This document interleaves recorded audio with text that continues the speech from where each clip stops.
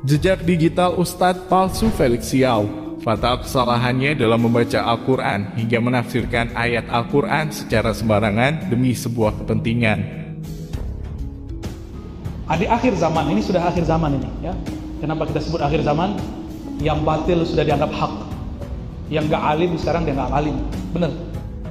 Ada yang hafal surat Al-Jumu'ah ayat pertama?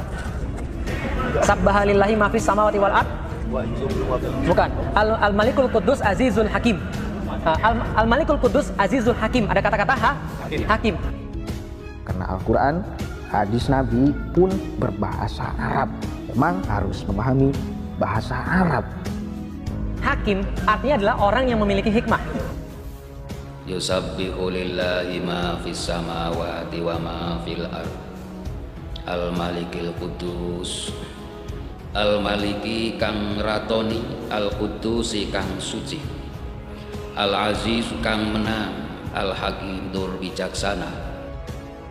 Yukazzabu fiha as-sadiqu. Yang jujur dianggap bohong, yang bohong dianggap jujur, yang alim dianggap jahil, yang jahil dianggap alim. Kalau bisa takbir, wah itu orang alim tuh. Carilah orang-orang yang punya sanad keilmuan sampai kepada Nabi Muhammad SAW. Jangan sampai sanad keilmuannya nggak sampai ke Rasulullah SAW. Man syaikhu kitabuh, siapa yang gurunya itu adalah bukunya semata, maka dia akan lebih banyak salah dari benernya.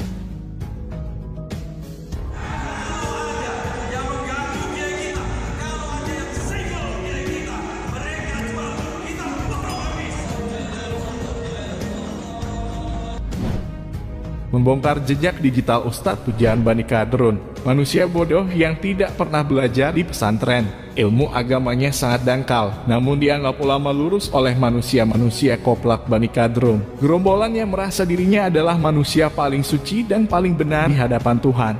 Di negeri plus 62 ini, untuk bisa menjadi orang yang dimuliakan, menjadi seorang ustadz ataupun kiai, dan dianggap sebagai ulama lurus oleh kaum Sableng Bani Kadrun, bukanlah hal yang sulit untuk diwujudkan. Tidak peduli orang bodoh yang sama sekali tidak pernah mengenyam pendidikan di pesantren sekalipun. Bahkan seorang mualaf pun, yang penting hafal 1-2 ayat, serta bernyali besar untuk berbicara di depan publik. Kemudian berani menyerang ulama-ulama dari kalangan NU yang keilmuannya jauh lebih luas. Maka gelar ulama lurus pasti akan otomatis direkatkan oleh gerombolan manusia perusak Bani Kadrun.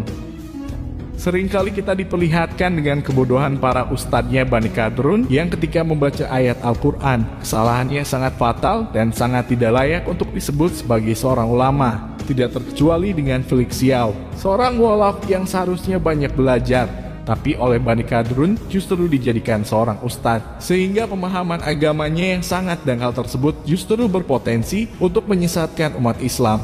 Bagaimana mungkin Felix Xiao ini oleh Bani Kadrun dijadikan seorang ulama? Sedangkan dalam membaca ayat Al-Quran saja dia sudah tampak jelas kebodohannya. Melakukan kesalahan fatal dalam membaca harakat suatu ayat. Sudah sangat jelas menunjukkan bahwa dia sangat bodoh, tidak tahu sama sekali tentang ilmu Nahwu Shorof. Suatu ilmu yang wajib dimiliki seorang ulama untuk menjadi panutan umat. Ada yang hafal surat Al-Jumu'ah ayat pertama? Sabbaha lillahi ma fis samawati wal ard. Bukan. Al-Malikul Quddus Azizul Hakim. Ma aktsara du'ata min ulama al-YouTube fa afta bil mashhadi bila raj'il kutubi.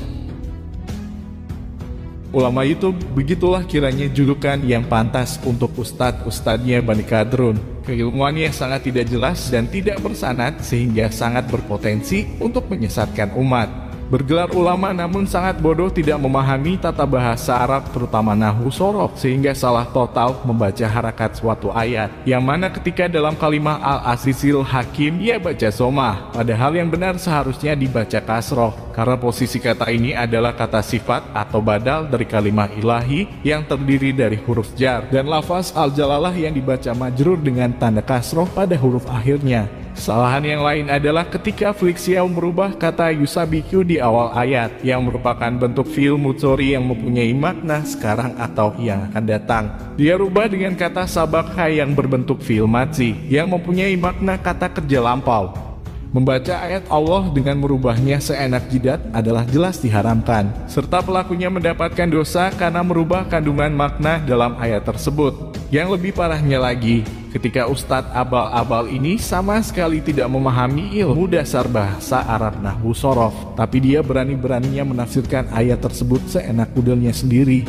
Dalam ayat tersebut jelas kalimat Al-Hakim adalah bermakna yang maha bijaksana, merujuk kepada sifatnya Allah, merunut pada keutuhan ayat tersebut. Namun oleh Ustadz abal-abal ini, ayat tersebut justru dimaknai seenak kudelnya sendiri, bahwa maknanya adalah orang yang diberi hikmah oleh Allah. Kebodohan yang nampak nyata pada Flik Xiao ini tidakkah bisa membuka mata hati Bani Kadrun bahwa ustadz-ustadz yang mereka ikuti selama ini sangatlah dangkal keilmuannya dan sama sekali tidak layak dijadikan tuntunan dalam beragama. Indonesia adalah gudangnya para ulama yang jelas keluasan ilmu serta jelas sanad keilmuannya. Kenapa yang diikuti justru manusia-manusia bodoh yang justru membuat mereka semakin bodoh dalam memahami agama? Untuk masuk jalan tol ada pintunya dan ada e-tolnya, kartu elektronik untuk tolnya. Di pintu yang sama, tolnya nanti di pintu keluar juga harus sama. Ini gambaran kalau kita mau ke jalannya Allah Subhanahu wa taala, kita harus punya pintu. Alangkah banyaknya sekarang min ulamatul YouTubi, para dai-dai, pembicara-pembicara kondang ya yang begitu terkenal di YouTube. Lalu dijadikan panutan. Padahal yang bersangkutan fa'afta bil mashhadi, seringkali berfatwa hanya kemudian melihat realitas bila raja'il kutubi, tanpa melihat referensi kitab. Maka carilah orang-orang yang punya sanad keilmuan sampai kepada Nabi Muhammad SAW. Jangan sampai sanad keilmuannya nggak sampai ke Rasulullah SAW. Kalau sanad ilmunya nggak sampai ke Nabi, berarti ambil ilmunya dari siapa? Ya, dari siapa ambil ilmunya? Man syaikhu kitabuh, siapa yang gurunya itu adalah bukunya semata, maka dia akan lebih banyak salah dari benernya. Dalam ucapan ulama lain, maka gurunya adalah setan. Sangat miris memang kelakuan gerombolan kaum perusak Bani Kadrun. Orang yang jelas-jelas tidak memiliki kapasitas dalam ilmu agama, bahkan cenderung bodoh karena tidak pernah menempuh pendidikan di pesantren. Oleh Bani Kadrun justru dipuja-puja dianggap sebagai ulama. Sedangkan ulama yang benar-benar ulama memahami seluk-beluk ilmu agama karena dari kecil telah ditempa di lingkungan pesantren, sehingga benar-benar teruji keilmuannya. Oleh Bani Kadrun malah dimusuhi, dicaci dan difitnah sedemikian rupa akibat kebodohannya dalam memahami agama serta provokasi-provokasi dari ulama abal-abal mereka.